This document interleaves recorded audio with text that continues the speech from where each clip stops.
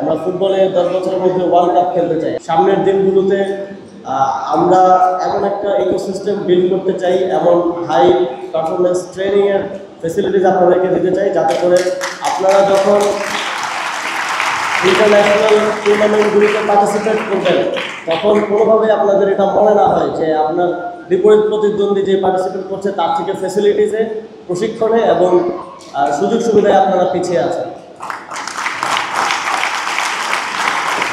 আমাদের স্পোর্টসে একটা বড় ল্যাকিংস হচ্ছে আমাদের স্পোর্টস নিয়ে কোনো ভিশন নাই। আমরা আগামী 5 বছর 10 বছরে বাংলাদেশের স্পোর্টসকে কোথায় দেখতে চাই, কোনো প্রাইমারি ভিশন আমাদের নাই। আমরা খেলছি তো খেলছি, তো ক্রিকেটে আমরা অনেক ভালো করলেও, আমাদের অনেক সুনাম থাকলেও আমরা এই ভিশনের অভাবের কারণে আমাদের এখন পর্যন্ত কোনো ইন্টারন্যাশনাল ট্রফি নাই। আমাদের অলিম্পিকে সবচেয়ে বেশি জনসংখ্যা সম্পন্ন দেশ হিসেবে কোনো মেডেল নেই।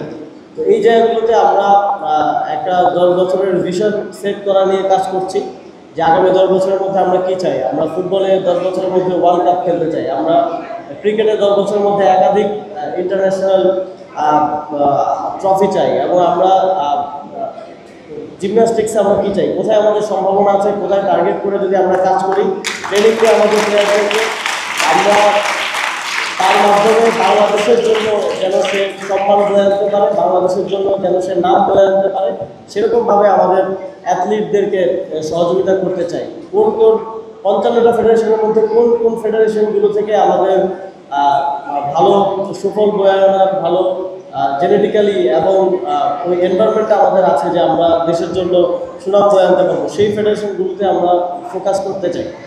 তো আমাদের এই জার্নিতে আপনাদের সকলের সহযোগিতা, অংশগ্রহণ এবং আপনাদের সকলের সমর্থন প্রত্যাশা করছি।